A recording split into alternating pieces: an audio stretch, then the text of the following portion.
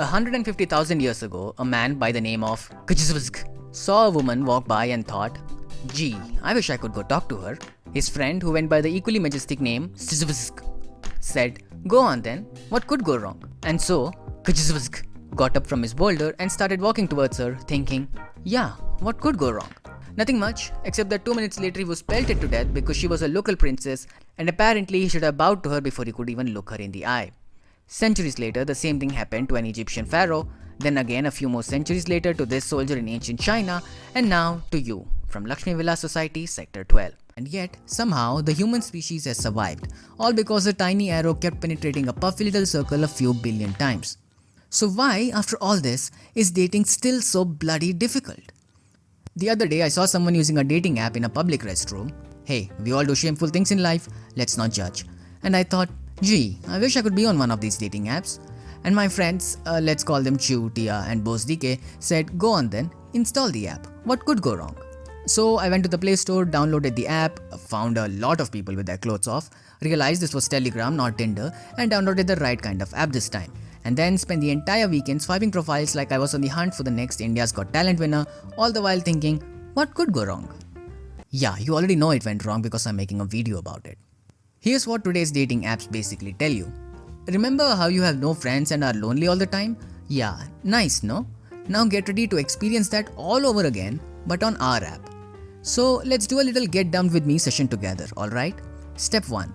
You create an account, put in your basic details like name, age, height, preference, location, net banking password, PAN card, your dreams, your resume, an essay on what kind of a pathetic loser you are to not find people in real life, etc, etc.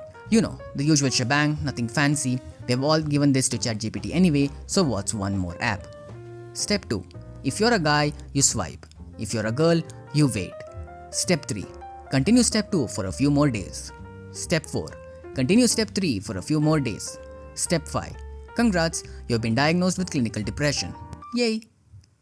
Now of course, there are exceptions even on these exceptional apps. Some people have found success on dating apps and a few have even met their life partners. Yeah, I can't imagine. 30 years ago, in the days leading up to their wedding, our parents had seen each other but never spoken. Today, in the days leading up to our wedding, we would have spoken to each other but never seen. Okay, but what about the remaining 95% of the people who have struggled to even find a right match? Well, let's focus on guys for a second. You might have heard of the two famous rules in dating. Rule 1, be good looking. Rule 2, always remember Rule 1. But that's not all anymore. Of course, you follow the first two basic rules, but then there's an addition with Rule 3, which is realize you do not belong in Rule 1 or 2, and so follow the preference pyramid instead. The preference pyramid is a list of attributes that women find attractive in men, with each category being progressively worse than the one above it. At the top, we of course have own a symmetrical face that does not induce a vomiting reflex in a woman's mind, but since most of us are already halfway there, the next preference for the female species is be tall and not a Neanderthal. Now tall is a generic word, and in an ideal world height shouldn't matter at all, but we live in the real world, and in the real world height should only be relative to that of the woman. So for instance, if a girl is 5'4", she would want someone at least 5'4" or taller. Seems fair, right? Wrong! Because we're not living in the real world, my friend. We're living in the freaking fantasy world where if you're anything short of a swashbuckling, back-aching, 3-time champion NBA player, you don't even make the cut. Which is funny because some of the girls demanding tall as a personality type weigh the size of a basketball court. But this is actually good news to tall guys. Because if you thought you were bang average in terms of looks before, which you still are, sorry, had to remind you like that, Rule 2 remember, but if you're 5'11" or 6 foot and above now, you still have a chance. But let's say in the eyes of a lady you have the height of Jadoo or worse, a baby Yoda, you still get to impress them if you are rich. Now this is not to say that all women are gold diggers, some really like to work in the mines, but having cash in your pants hurts nobody. Not even the dominatrix you hired last night. So now, if you have a bald patch and are 5'6" but your startup on edible underpants just got the nod for an IPO, congrats, you still have a date. That's the good part. But will she like you for who you are? Yeah, if you pay her enough, she'll tell you that too. Next up, we have owns a cat or dog or God forbid, an SUV in a city like Bangalore. Great, your first half of the date now includes finding a parking spot. Now, most women are in an exclusively mutual category when it comes to cats or dogs, so if they love cats, they hate dogs and vice versa. It's a bit of a gamble, I know, but you can hedge your risks by simply owning both. This is because women find owning a pet attractive because they think it makes guys look responsible and loving. The keywords being think and look. So let's not break their bubble and keep it that way. And owning a 5-seater shows all the great signs of having a rich dad, which ties back to the previous preference. So if the date doesn't work well, at least she doesn't have to pay 350 rupees for an auto while coming back. If you don't own any of these above traits, the last option you have is this ancient mythical trait of being funny or interesting. And the biggest blocker for these guys is that it's tough to show this on profile, and they just have to hope that some girl accidentally swipes them right or finds the reply to her 2 truths and a lie prompt clever enough to forgive their lack of abs or assets. Yeah, we have essentially reached a generation where having a good personality is the last preference in a good personality. The problem is, most guys don't check any of these boxes.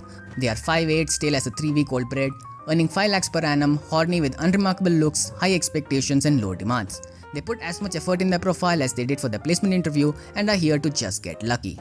So does this mean there are no women who want none of this but just a simple, loving, kind, smart and sweet little guy who is here for a serious relationship? There are. Of course there are. Many of them downloaded looking for someone exactly like that. But there is a logical problem to this whole situation, and for that, let's talk about girls now.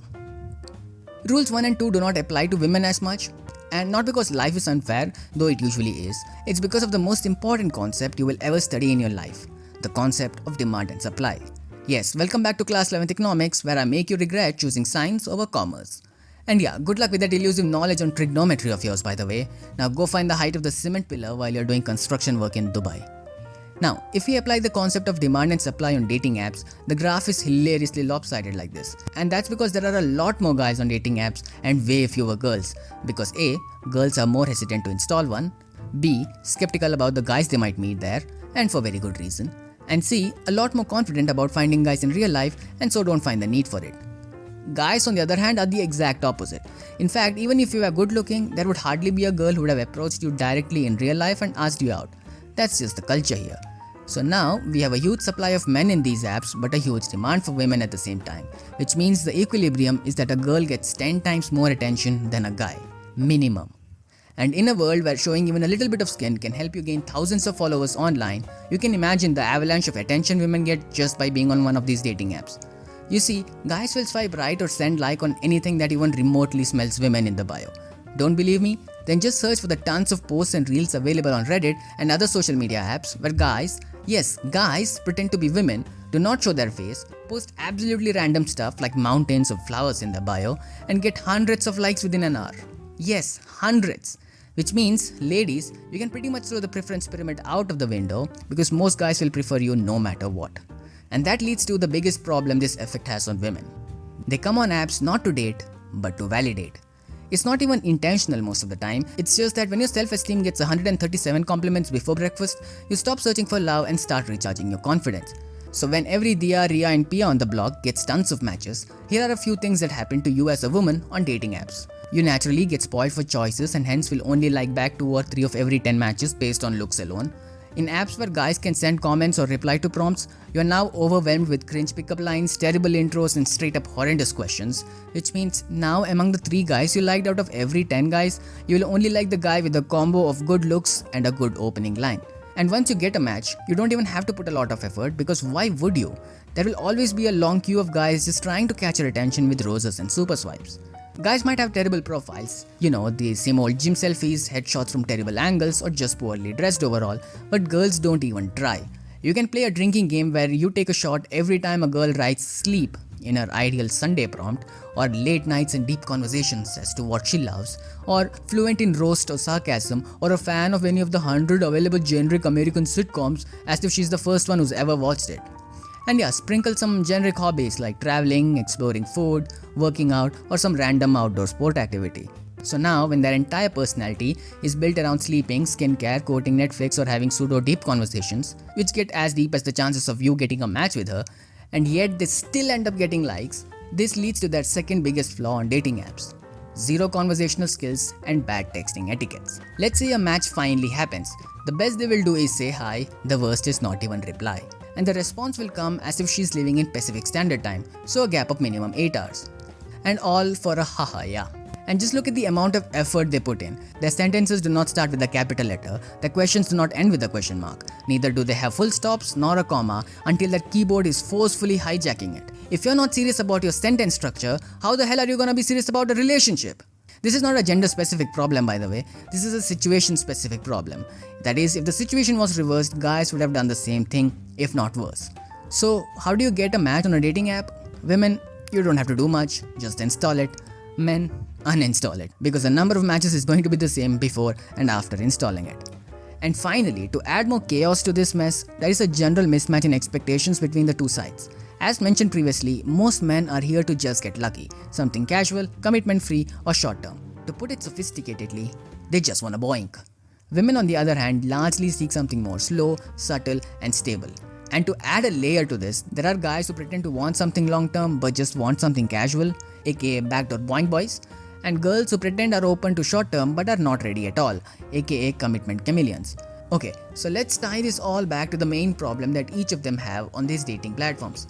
Men find no matches and women don't find the right one, assuming both of them are here looking for someone special. So why is that? Let's call them genuine guy and genuine girl, and the canon event begins when the genuine guy swipes and gets no matches. So he starts the loop by swiping more. By this time, the genuine girl, who has already received a lot of likes and has realized that most of them are looking for something casual, gets overwhelmed with even more likes, becomes more skeptical and selective, and hence chooses fewer guys. So now the genuine guy ends up seeing fewer results, which leads to him swiping even more, and just like that, the loop continues. Occasionally, the genuine guy might find a match or two, but thanks to the conversational problems and expectation mismatch we talked about, leads to unmatching or the good old ghosting. Meanwhile, the genuine girl is left stranded, still waiting and looking for the genuine guy, who unfortunately is lost somewhere in a heap of fake likes and cringe compliments.